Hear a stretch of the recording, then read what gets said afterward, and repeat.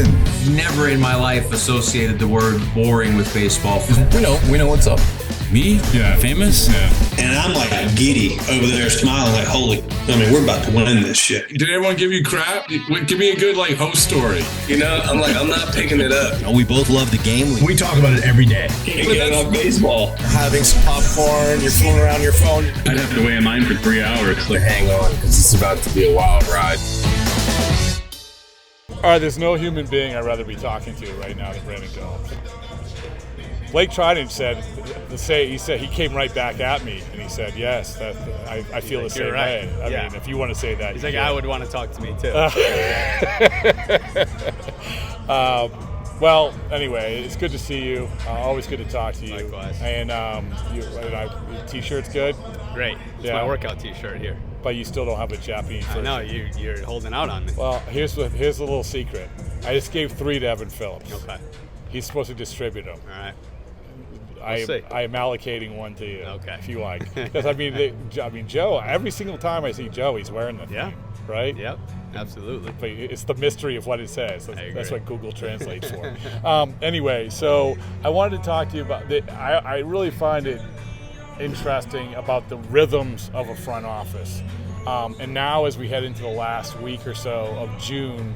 The trade deadline. We in the media we love talking about the trade deadline in early May, but now it's different. Because actually we have a history of non-Luis Arraez history of trades being done in late June. Take me through what's going on right now. I mean, right now for us, it's throughout the whole season. It's assessing the team, trying to figure out how to navigate different injuries. And seeing where you're at in the standings, and then what do we think are floor-raising moves, moves that can potentially move the needle in the postseason. And, with the nature of baseball, you don't know for sure what those are. It could be, Eddie Rosario in 2021 with the Braves, who turned into, basically just a monster in the playoffs. So you don't know how that's going to look ultimately, but it's basically trying to figure out how to place and put together what you feel like is going to be the best possible team for this which is stretch hard. run. I mean, it's very hard. Again, we want to say it's close, but you're still 6-7 weeks out. Exactly. Right. And I think the biggest thing is why don't you guys go trade for X? The other team has to be willing to trade X as well. So it's a challenge, and especially right now, you look at the NL, how many teams are in it. So we don't really know what the dynamics are going to be this early, especially. So, you're sitting back, you're making calls like you do throughout the year and just checking in and kind of seeing what the pulse is of different teams. But yeah, it's a lot of sitting back, having conversations to try to set things up to see if there's an opportunity to do something as it gets closer, or now, just having a feel of what makes sense. This is the extreme. I looked it up today, and there's 2 teams not a game and a half out or better. Yeah, it's crazy. I haven't seen that, and I think the new playoff format obviously is good for. There's going to be a lot of teams fighting for spots. I think we've seen more teams going after it than in the past. I don't think there's as many rebuilding teams right now, so there are teams that are working towards a real winning window. So I think it's good for the game, and actually in the NL, I think it speaks to parity more than anything. But there's a lot of talent. It's tough for trades. It certainly makes trades more challenging. But we talk about this all the time. Our goal every offseason is to not have to do anything at the deadline. Now, that rarely occurs, but that is the goal, because you are generally paying 2x what you would pay in the offseason for the same player for a shorter amount of time. But sometimes you have to, right? You just have to assess, when we did the Trey Turner Max Scherzer deal, that was the right thing for the team at the time. So you just you have to figure out what is going to put the team in the best possible position to make a World Series run. We applaud, or we like to applaud the teams that make the late June trades. Look at them.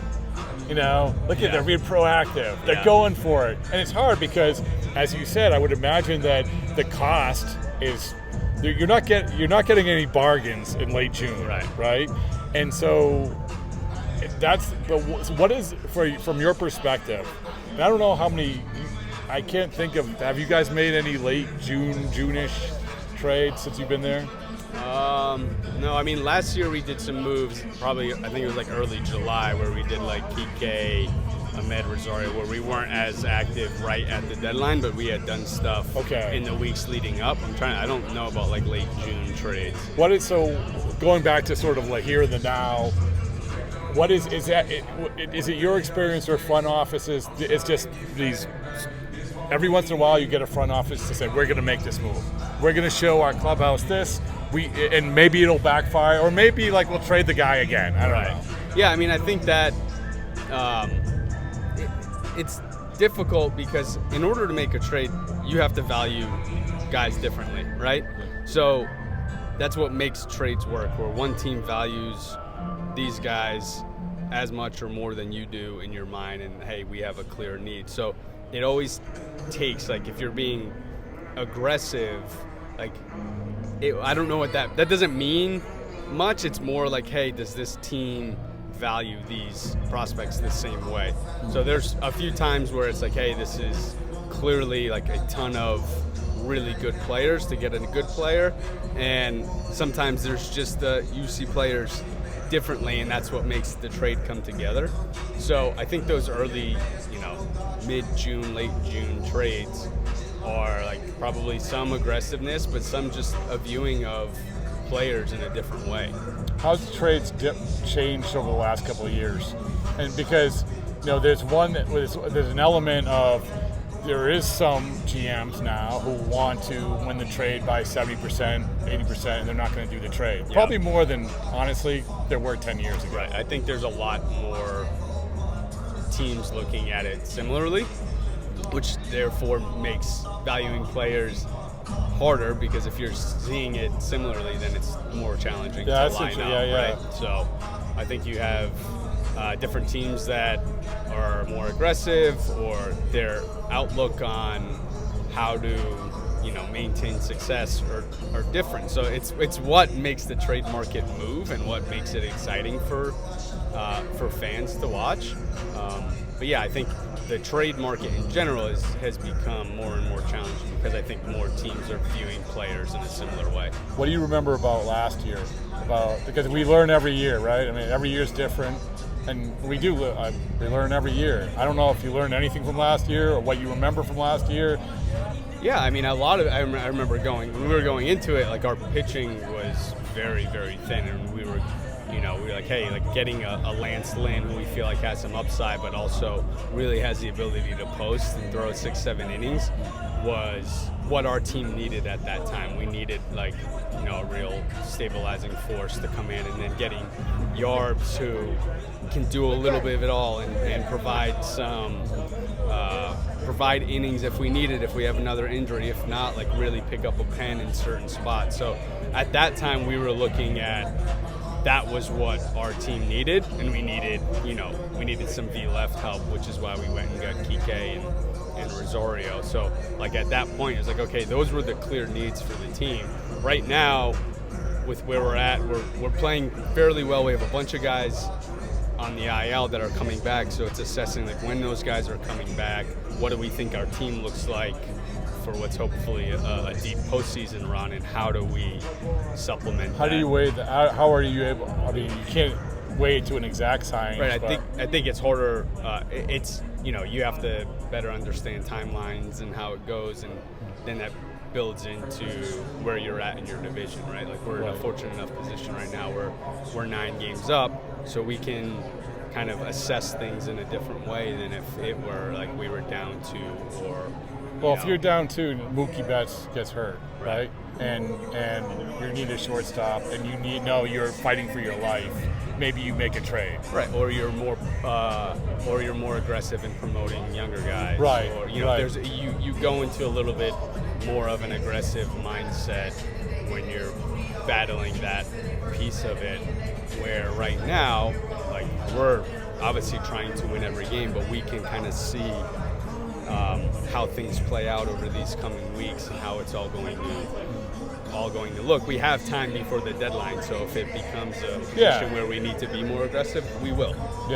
So I think it's just staying flexible and understanding, like, we will be aggressive when the time calls for it, and generally kicking the can to understand what it all looks like is helpful. The last thing is, I'm reading a room is it's one of my catchphrases. Not catchphrases, but cliches.